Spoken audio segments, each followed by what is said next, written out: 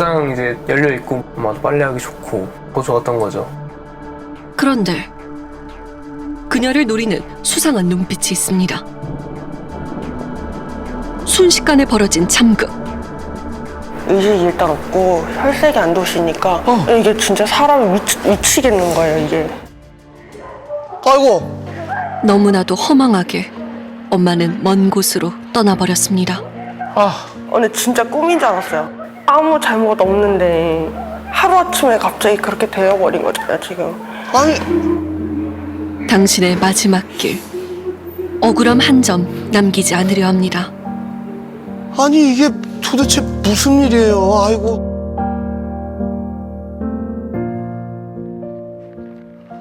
두 번 다시 돌아오고 싶지 않은 곳이었습니다.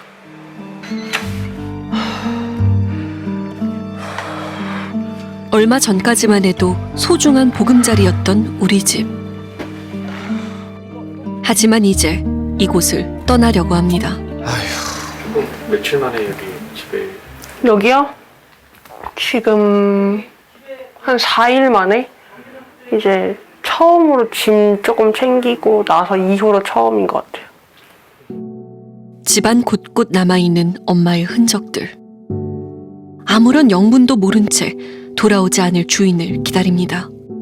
이것도 새로 산. 여기 있었네. 이게 그 사건 일어나기 전에 저랑 그 옷 쇼핑해서 하나 산 거거든요. 한 번도 못 입어본 게 좀 아쉽긴 하죠, 너무. 도대체 무슨 일이 있었던 거예요, 세상에. 서울 강서의 한 빌라에서 이웃을 살해한 40대가 경찰에 붙잡혔습니다. 여느 때와 다를 것 없는 평범한 일요일 아침이었습니다. 그런데 비명소리가 엄청 크게 들리는 거예요. 그래서 전 당연히 밖에서 무슨 일이 일어나는 줄 알고 이제 창문에 가서 봤는데 뭐가 안 보이는 거예요. 그래서 현관문을 딱 갔는데 이제 저희 엄마가 이제 저희 집으로 도망치듯이 내려오고 있었고, 옥상에 빨래를 널러 갔던 엄마가 많은 피를 흘리며 딸 앞에 나타난 겁니다. 아유, 세상에. 그리고 한 손엔 흉기를 들고 그 뒤를 따라오는 한 남자가 있었습니다. 그는 바로 엄마를 찌른 40대 엄씨. 윗집에 사는 이웃이었습니다. 이웃인데. 엄마를 봤는데, 그러니까 이제 그 전부터 좀 몇 번 찔리셨다가 이제 엄마가 문을 닫으려는 거를 봐가지고 저도 같이 문을 닫으려고 했는데 이제 힘이 안 돼가지고 문이 이게 조금 열리기 시작한 거죠. 근데 이제 딱 그 틈에 이제 저희 엄마를 먼저 찌르고. 아니 왜? 그렇게 현관문을 사이에 두고 벌어진 생존을 위한 사투. 아이고. 딸은 몸싸움 끝에 겨우 흉기를 빼앗을 수 있었습니다. 하지만 엄마가 딱 진짜 쓰러질 때 혈색이 안 좋으세요. 의식이 일단 없고 혈색이 안 좋으시니까 이게 진짜 사람이 미치겠는 거예요, 이게. 그러니까 저희도 처음이니까 이런 사건이. 그래서 처음이고 당연하죠. 아유, 어떡합니까? 정신이 나갈 것 같은 거예요. 너무 살리고 싶은데 진짜 울부짖었어요, 동생이랑. 엄마 일어나라고, 일어나보라고. 사건 직후 현장에서 도망친 엄씨는 자신의 방에서 체포당했다고 합니다. 신체 곳곳이 흉기에 찔린 피해자는 급하게 응급실로 옮겨졌지만 결국 가족의 품으로 돌아오지 못했습니다. 아이고 이게 무슨 일이에요, 세상에. 아니 그러니까요. 왜 도대체. 아휴. 주말을 맞아 늦잠을 잤던 아들은 엄마를 지키지 못했다는 죄책감에 시달리고 있습니다. 너무 경황이 없어가지고 배에 두고 찔린 흔적이 있었고, 그것 때문에 또 피가 너무 많이 흘리길래 그 119에 전화했을 때 피가 너무 많이 난다. 보니까 이제 왼팔에 상처가 엄청 크게 벌어져 있더라고요. 그래서 제가 못 살린 것 같아서 그런 생각이 드는 것 같아요. 그게 제일 힘든 것 같아요. 빈자리가 너무 크게 느껴지니까. 검안서 보니까 다발성 자상으로 인한 과다출혈 이렇게 되어 있습니다. 엄마를 구하기 위해 흉기를 든 남자와 몸싸움을 벌였던 딸에게도 씻지 못할 상처가 남았습니다. 찢어진 게 많아서 거의 꼬맹이 대부분이고, 검지가 아마 손톱이랑 살이랑 많이 뜯겨나가지고 아이고. 많이 봉합하고 좀 많이 꼬매고 그랬던 것 같아요. 정말 많이 다쳤네요. 네, 다행히 수술은 안 해도 된다고 합니다. 아유, 그나마 다행이네, 그나마. 정말. 그나마. 하지만 신체적인 고통보다 아무런 준비가 되지 않은 갑작스러운 이별이 가족들을 더욱 괴롭게 합니다. 아휴. 저는 이제 그날 이제 회사에서 근무를 하고 있는 시간이었고요. 전화 받고 응급실 왔을 때 제가 도착하자마자 아들이 있어서 아들 고생 많았어 해서 근데 나한테 안기면서 막 울어요. 그래서 내가 엄마를 못 지켜서 미안하다고.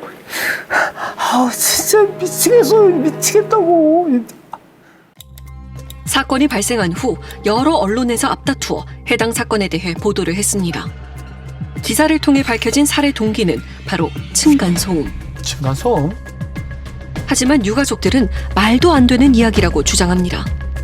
형사님이 물어보시는 질문에 대답하던 도중 뭔가 이제 층간소음상의 문제가 이상하다 싶어서 가해자가 4층이고 피해자가 3층인데 어떻게 층간소음으로 살해를 할 수 있을까? 말이 안 되는 말이죠, 맞죠? 그러니까요.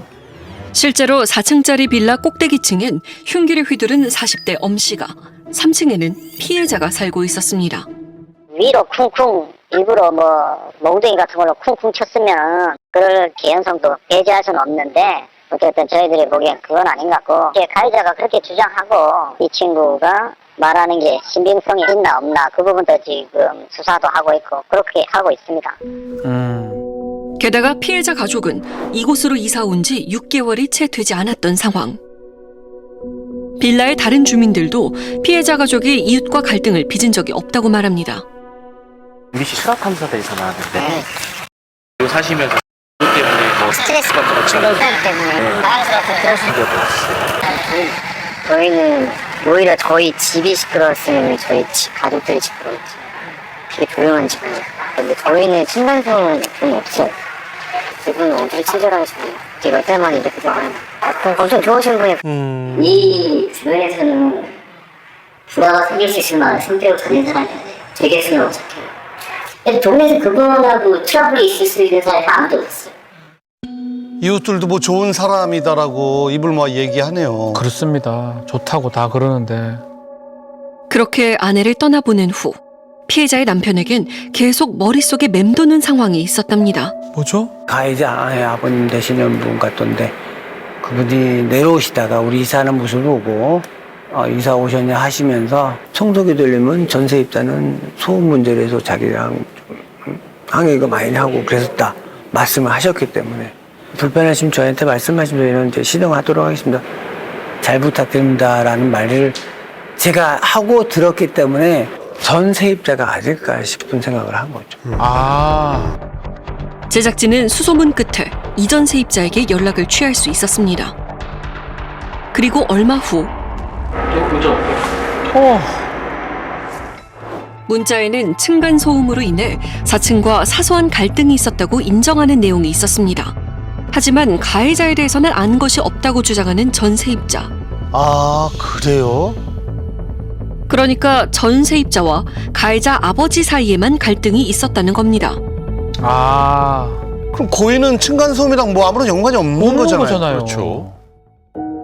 이렇게 영문도 모른 채 세상을 떠난 피해자. 가해자의 진술만으로 사실과 다르게 쓰인 기사 탓에 엄마의 억울한 죽음은 층간소음으로 인해 발생한 사건으로 사람들에게 알려졌습니다. 이 때문에 남겨진 가족들은 또 다른 고통에 괴로워하고 있었습니다. 층간소음, 이웃 갈등 이런 키워드만 기억이 나요. 아무 소리도 못하고 졸지에 당한 상황인데 층간소음이 평상시에 있었던 것처럼 그러니까 꼬리에 꼬리를 물고 이 기사들에 대한 댓글들이 추측 댓글들이 정말 눈뜨고 볼 수가 없었습니다. 화날 것 같아요. 예. 나는 가해자한테 아무 말 못하겠다. 이런 댓글도 있었고요. 욕을 섞어가면서 하는 그런 말들도 있었고요. 정말 저는 피해를 잘 당했다. 아이고, 참. 그거 아니죠. 들도 그렇고 정말 무섭게 올라오더라고요. 댓글이 좀 깜짝 놀랐어요. 가해자를 옹호하는 내용은 물론 사실 확인이 되지 않은 부분들까지 무분별하게 올라오는 댓글들. 사람들은 피해자의 마음은 전혀 헤아리지 못하고 있었습니다. 아니 고인이 되신 분한테 너무하는 거 아닙니까? 익명의 공간이라 하자면 너무 화가 납니다. 절대 보지 말라고 했어요. 무너질 것 같아서요. 정말 남의 얘기하듯 그렇게 얘기하는 걸 보고 사람들 너무 무섭다 정말.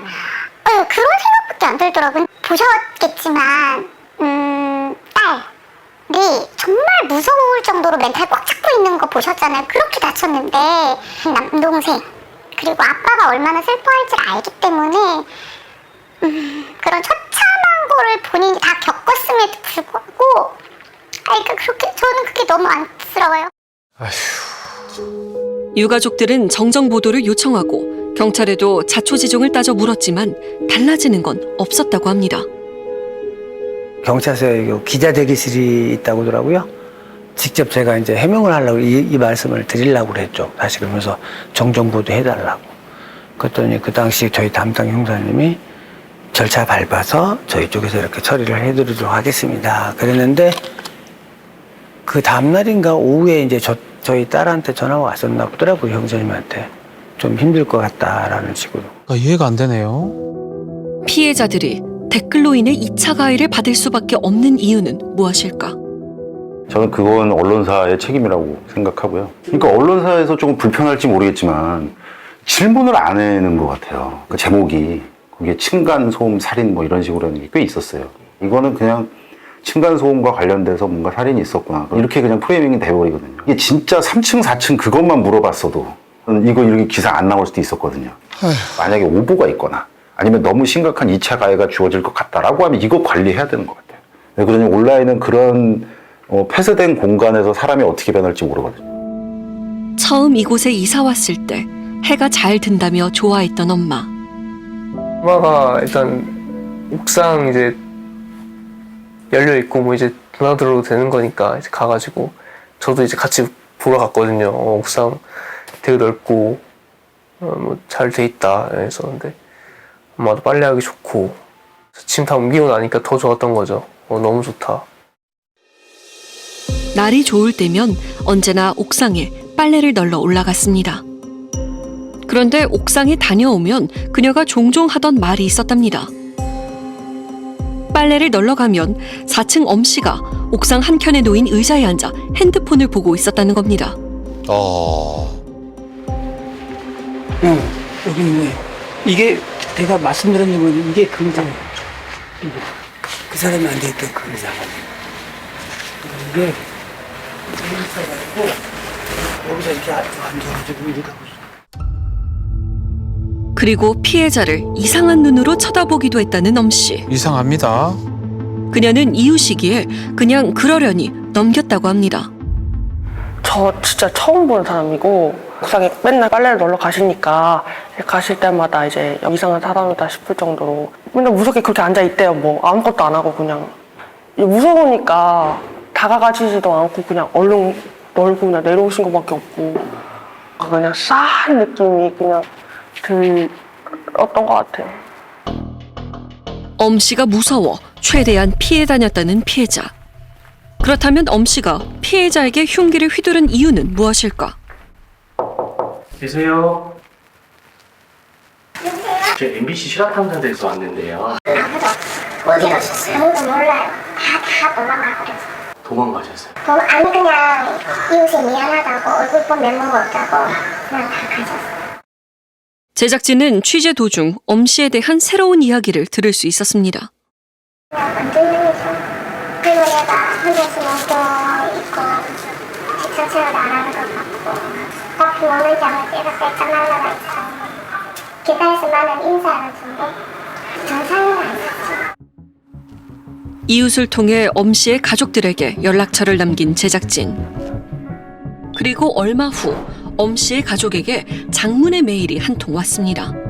연락이 왔나 보네요. 네, 제작진이 수차례 인터뷰 요청을 했지만 완곡하게 거부 의사를 밝혀서 입장문을 받았습니다. 저는 이번 강서구 빌라 사건의 가해자의 가족입니다. 피해자분께 깊은 애도를 표하며 명복을 빌고 싶습니다. 가해자는 20대 초반부터 사회적 적응이 쉽지 않았습니다. 특히 제 기억에 최소 5년 전부터는 눈빛과 행동이 정상적인 사람이 아니었습니다.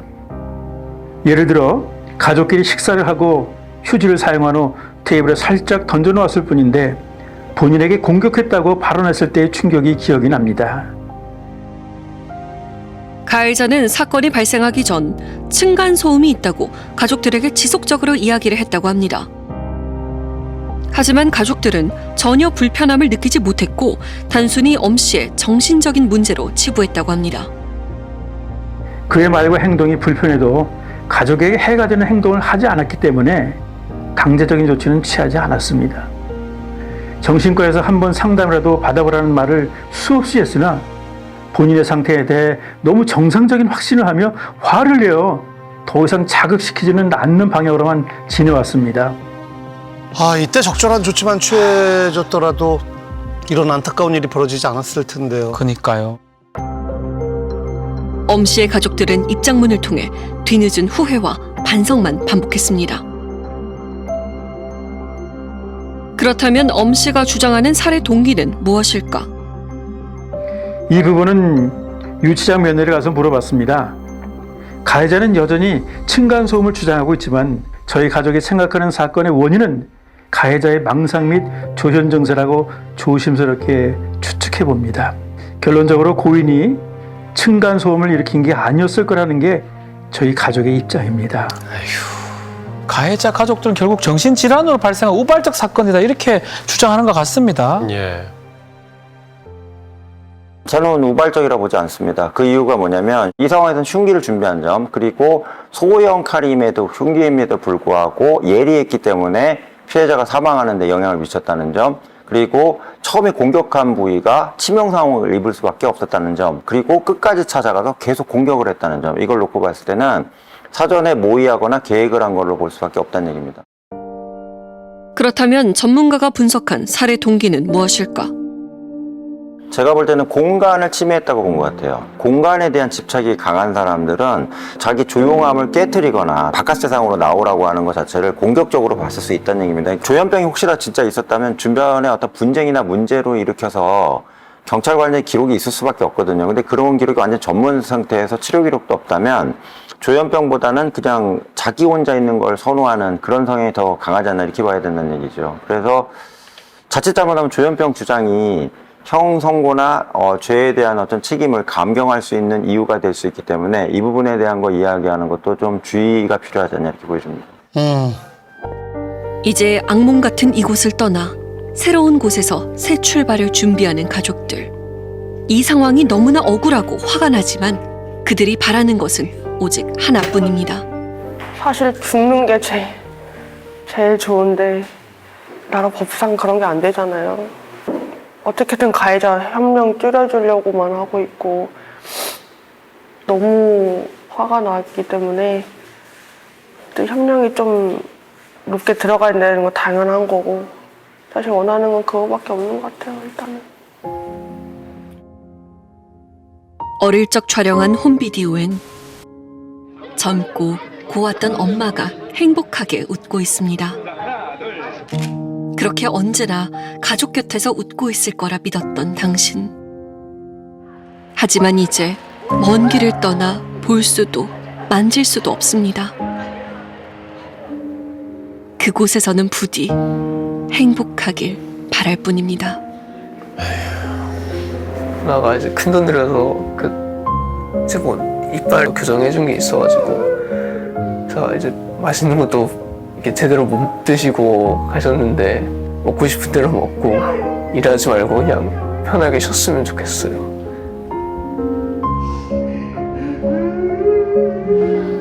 엄마한테 보고 배운 게 많으니까 동생이랑 우리 아빠랑 뭐 똑같이 행복하게 잘 살면 되니까 너무 걱정하지 말고 그냥 진짜 편하게만 잘 있었으면 좋겠어요.